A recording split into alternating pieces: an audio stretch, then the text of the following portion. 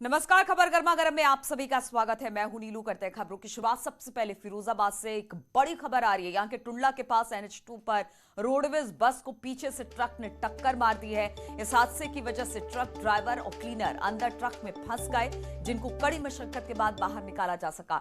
फिलहाल प्रशासन ने दोनों को गंभीर हालत में अस्पताल में भर्ती करा दिया है। आरोप है कि रोडवेज बस चालक की गलती की वजह से हादसा हुआ, क्योंकि रोडवेज बस ने अचानक बस रोक दी, जिसके पीछे चल रहा ट्रक बस में जा घुसा। तस्वीरें हम आपको दिखा रहे हैं किस तरह से ट्रक की टक्कर के बाद जो ड्राइवर और क्लीनर था ट्रक का, वो घायल हो गया, इसमें फंस गया और बाद में कड़ी मशक्कत के बाद इन्हें निकाला गया, अस्पताल में भर्ती कराया गया। गलती बस चालक की बताई जा रही है। बस वाले ने एकदम ब्रेक ले ली और गाड़ी स्टेट हो गई। कहाँ से आ रहे थे? हाथरस से। कहाँ जा रहे थे? कितने लोगों को चोट है, कितने लोग घायल हैं? 2 लोग थे। बाइक को चोट है पैर में, मेरे गोल्ड मोटी में थोड़ा चोट हुआ है। और कानपुर में UPMRC ने कानपुर मेट्रो के पहले फेज का ट्रायल किया है, जो पूरी तरह से सफल रहा है। तस्वीरों में कानपुर मेट्रो के ट्रायल को देख सकते हैं, हम आपको दिखा रहे हैं, जिसमें आप देखेंगे कि किस तरह से कानपुर मेट्रो पटरी पर चलती दिखाई दे रही है। तस्वीरें एक्सक्लूसिवली आप देख रहे हैं किस तरह से ट्रायल किया गया मेट्रो का। ये पहली बार है जब कानपुर मेट्रो का पहला ट्रायल किया गया है और इस सफलता के लिए UPMRC के MD कुमार केशव ने अपनी टीम को बधाई दी है।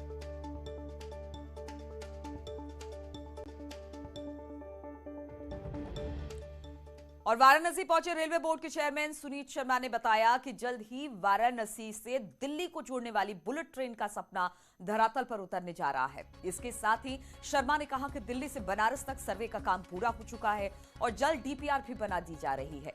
DPR पूरा होने के बाद जमीन पर काम शुरू हो जाएगा।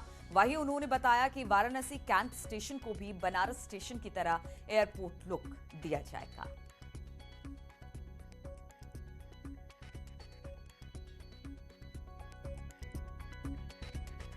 काशी से दिल्ली के लिए बुलेट ट्रेन का DPR बन रहा है और मुझे उम्मीद है बहुत जल्दी ही ये तैयार हो जाएगा।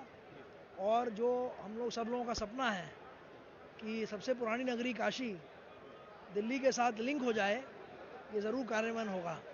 काम करीब करीब पूरा हो गया है सर्वे का, जल्दी रिपोर्ट आ जाएगी और जैसे ही रिपोर्ट आ जाएगी उसके ऊपर कार्यान्वयन की कार्रवाई शुरू हो जाएगी। फिर भी उम्मीद। जी हाँ, जिस तरह से मंडवाडी स्टेशन डेवलप किया गया है उसी तरह से पूरा प्लान है कि हम बनारस कैंट को उसी तरह डेवलप करें। साथ ही साथ काशी स्टेशन का भी डेवलपमेंट का प्लान है।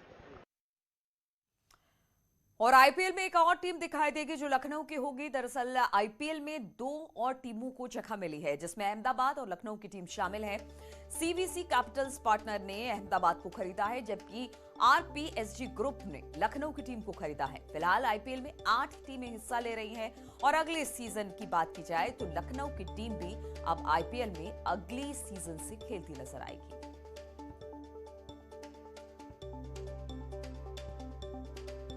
तो IPL में अभी तक 8 टीमें खेल रही थी, लेकिन अब 2 टीमें और शामिल हो गई है। अगली सीजन से 10 टीमें खेलेंगी। इसमें एक लखनऊ की और दूसरी अहमदाबाद की टीम होगी।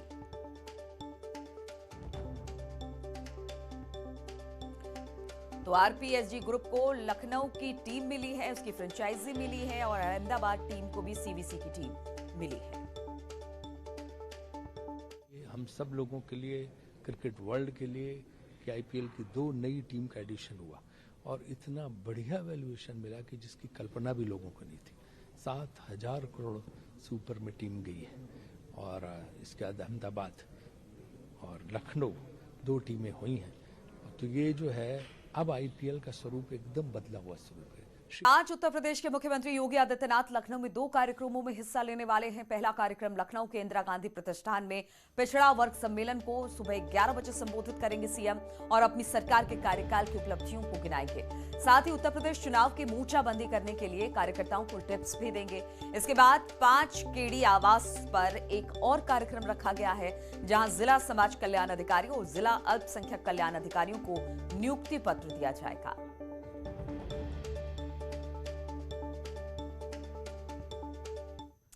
और दिल्ली के मुख्यमंत्री अरविंद केजरीवाल अयोध्या के 2 दिवसीय दौरे पर हैं। आज सबसे पहले रामलला के दर्शन करेंगे और फिर भगवान का आशीर्वाद लेंगे।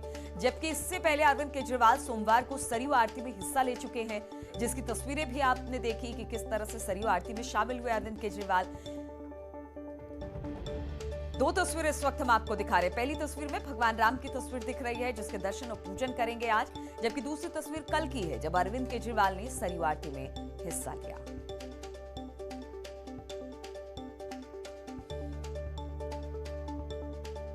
इस दौरान अरविंद केजरीवाल ने साधु संतों से मुलाकात की, उसके साथ उत्तर प्रदेश चुनाव को लेकर चर्चा की और उसी मंच से अरविंद केजरीवाल ने 2022 चुनाव को लेकर अपने मंसूबे साफ कर दिए। दरअसल आम आदमी पार्टी उत्तर प्रदेश विधानसभा के चुनाव लड़ने जा रही है, जिसको लेकर अरविंद केजरीवाल ने लोगों से अपील की है कि हमारा देश कुछ चीजों से पिछड़ा है, लेकिन हम सब मिलकर देश को आगे बढ़ाने का काम कर सकते हैं।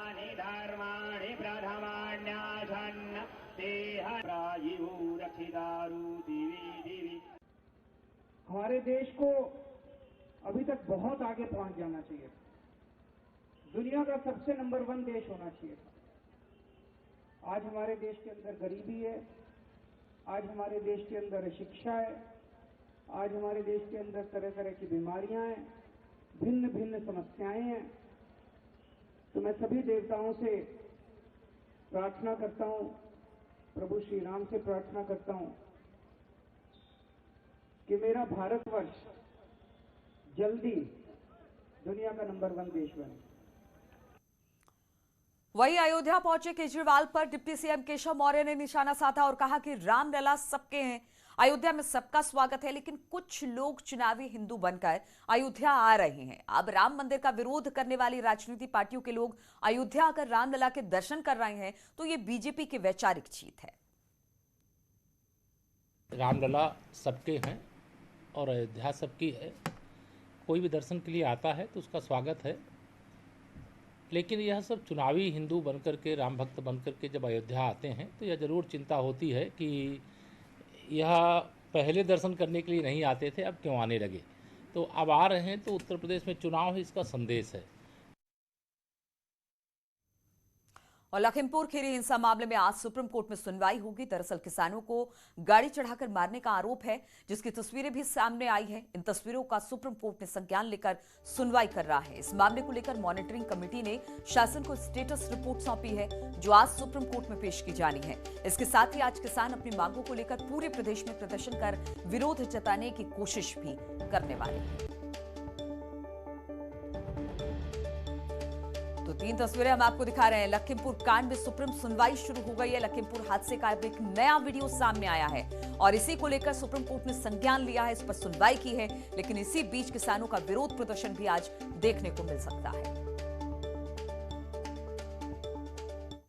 और कानपुर में जीका वायरस का पहला मामला सामने आने की जानकारी मिली है। बताया जा रहा है कि एयरफोर्स आर्मी मैन को कुछ दिनों से बुखार की शिकायत थी। जब इसकी जांच कराई गई तो जीका वायरस से ग्रसित मिला है। कानपुर में जीका वायरस के मरीज मिलने के बाद हड़कंप मच गया। वायरस की चपेट में आए सैनिक को आर्मी अस्पताल में भर्ती करा दिया गया है और उसकी ट्रैवल हिस्ट्री भी देखी जा रही है। वहीं कानपुर के मेडिकल कॉलेज में जीका वायरस के लिए 2 वार्ड भी रिजर्व कर दिए गए। जीका वायरस का एक पेशेंट जो है इस कानपुर नगर में आया है, जिसकी सूचना हम लोगों को मिली है। उसके संदर्भ में हम लोगों को दिशा निर्देश मिले हैं। उसकी तैयारियां हम लोगों ने अपने अस्पताल में लगभग 20 बेड की तैयारी हम लोगों ने अलग से अपने कर ली है, एक विंग की। इसके साथ ही उनके संपर्क में आए 22 और लोगों के भी सैंपल जांच के लिए लिए गए हैं। केंद्र सरकार की ओर से भी एक हाई लेवल टीम कानपुर भेजी गई है। इस वक्त मैं कानपुर के जीएसपी मेडिकल कॉलेज के उस हॉस्पिटल में, जहां देखिए आप जीका वायरस वार्ड को पूरी तरीके से रिजर्व कर लिया गया। 20 बेड का ये पूरा वार्ड है। इसमें सिस्टर्स अभी से, हालांकि एक पेशेंट है, वो पेशेंट का ही कानपुर में है, मगर उसके बाद से आप देखिए कैसे रजिस्टर है कि कितने बेड्स हैं, कितने चीज़ें, सिस्टर्स, स्टाफ, नर्स, पूरा देखिए। अगर दूसरे ब्लॉक की बात की जाए तो यहाँ भी साफ तौर पर जीका वायरस का पूरा मेंशन किया गया, यानी 10 और 10 यानी 20 वार्डों का पूरा रिजर्व करके रखा गया है एहतियात के तौर पर। और इन सब के बीच उन लोगों के भी टेस्ट की शुरुआत हो चुकी है जो उस फौजी के संपर्क में आए थे। और पुलवामा कैंप में आने से पहले अमित शाह ने श्रीनगर स्थित डल लेक का भी दौरा किया। इस दौरान उन्होंने लेक पर आयोजित म्यूजिकल फाउंडेशन और लीजर शो का भी आनंद लिया।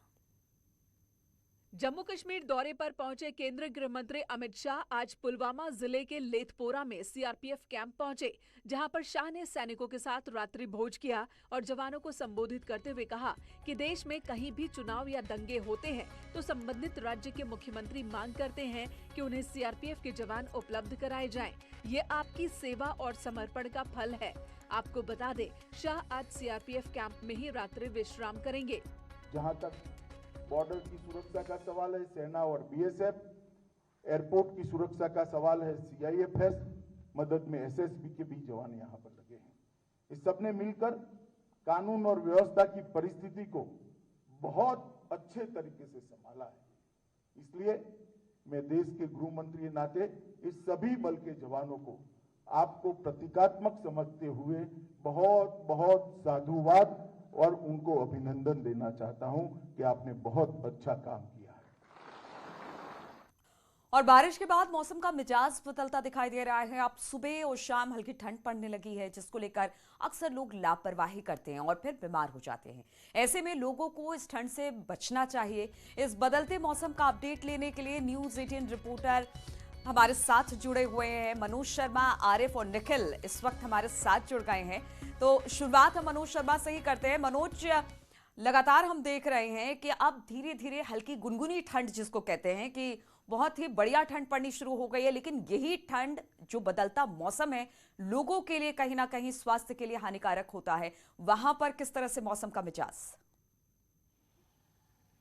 बिल्कुल, लखीमपुर खीरी तराई का इलाका है। लखीमपुर खीरी में पिछले 3 से 4 दिनों में अब गुनगुनी ठंड होने लगी है। लोगों ने गर्म कपड़े का भी सहारा लेने लगे। डॉक्टर लोग लगातार लोगों को हिदायत भी देने लगे कि सुबह और शाम घर से बाहर निकलें तो उसको हल्के में ना लें, अपने गर्म कपड़े पहन के निकलें और एहतियात बरतें, क्योंकि इस मौसम बदलते मौसम में बुखार है, जुकाम है की बीमारी बहुत जल्दी लोगों को आ रही है। और देखने को मिल रहा है कि लगातार जिला अस्पताल में ओपीडी की संख्या बढ़ी है और आने वाले मरीजों में खांसी, जुकाम और बुखार की शिकायतों के मरीज आ रहे हैं। ऐसे ही अब सुबह का समय है, एक चाय की दुकान मौजूद है। लोगों के गर्म कपड़े लोगों ने निकाल लिए, लोग बैठे हुए हैं, उनसे बात करेंगे कि अब आपको कैसा लग रहा है? गर्म कपड़े आपने निकाल लिए क्यों?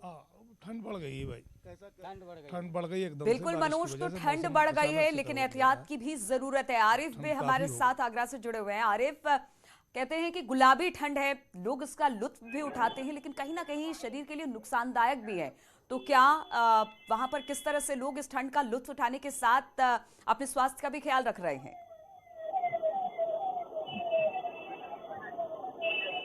देखिए नीरू, जिस हिसाब से बारिश हुई उसके बाद मौसम एकदम खुशनुमा हो गया है, गुनगुना मौसम हो गया है, थोड़ी सी ठंड बढ़ी है। इस वक्त हम चाय की दुकान के बाहर खड़े हैं। ठीक पीछे आप तस्वीरों में देख सकते हैं तमाम लोग चाय पीने के लिए आ रहे हैं। सुबह का वक्त है, यानी थोड़ी सी ठंड मौसम में जरूर है। कुछ एक साथी हमारे साथ मौजूद है। आप बताइए कैसा मौसम है, कितना नुकसान है मौसम का? थोड़ी बहुत ठंड अभी हल्की हल्की बढ़ी हुई है। आपने तो गर्म कपड़े निकाल दिए, यानी ठंड शुरू हो गई। ठंड तो चालू है। देखिए कुछ और लोग हमारे साथ मौजूद है। आप बताइए, चाय की दुकान है आपकी, थोड़ा सा मौसम बदला है, लोग कितना चाय का लेने आ रहे हैं? 80% आदमी बढ़ गया चाहिए, 40%। चलिए, तो गुलाबी ठंड बढ़ गई है और चाय का लुत्फ इस मौसम में तो लोग सुबह सुबह उठाना चाहते हैं। और निखिल भी हमारे साथ मेरठ से हैं। निखिल, हमने देखा कि अचानक बारिश आई और उसके बाद ठंड बढ़ गई है। हालांकि ये स्वास्थ्य के लिहाज से बहुत बेहतर मौसम नहीं होता है, लेकिन जब गुनगुनी ठंड और गुलाबी ठंड पड़ती है तो लोग इसका लुत्फ भी उठाते हैं। किस तरह का नजारा सुबह सुबह का वहां पर? देखिए नीलू, मैं आपको नजारा दिखाना चाहूंगा। यहाँ लोग एक्सरसाइज कर रहे हैं और ये गुलाबी ठंड का मजा ले रहे हैं। आप देख सकते हैं कि लोग अपने घरों से निकल के पार्क में पहुंचे हैं और यहाँ एक्सरसाइज करके गुलाबी ठंड का मजा ले रहे हैं। यानी जिस एक्सरसाइज के दौरान पसीना आता था, लेकिन अब मजा आ रहा है। और ऐसे लोग जो थोड़े बुजुर्ग हैं वो जरूर गर्म कपड़े पहन रहे हैं, लेकिन अभी जो युवा है वो इसका आनंद ले रहे हैं। हालांकि सर्दी जुकाम और बाकी चीजें होती हैं, लेकिन ये हर साल का फ्रीक्वेंट है। और जिस तरीके से ये मौसम का जो बदलाव आया है, लोगों में खुशमिजाजी बढ़ गई है, लोग पार्क में ज्यादा आना शुरू हो गए हैं। हम खड़े मेरठ के सूरजकुंड पार्क में और यहाँ मैं आप तस्वीरें दिखा सकता हूँ। आप देखिए कि किस तरह से लोग योगाभ्यास लोग एक्सरसाइज कर रहे हैं और जरूरी भी है, मजा क्योंकि जब मौसम चेंज होता है तो कह सकते हैं कि इसकी मार आपके शरीर पर भी पड़ती है। इसलिए ठंड का लुत्फ जरूर उठाइए, लेकिन थोड़ा सा एहतियात बरत के। बहुत बहुत शुक्रिया आप सभी का हमारे साथ जुड़ने के लिए। तो इसी के साथ इस बुलेटिन में फिलहाल इतना ही।